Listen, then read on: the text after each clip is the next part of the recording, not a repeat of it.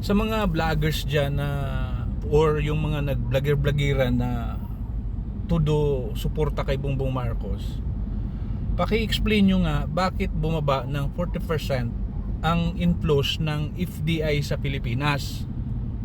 Trending yan ngayon sa GMA7. Anong rason bakit naghunos dili yung mga foreign investor na pumasok sa Pilipinas? Sa tingin ninyo, anong dahilan?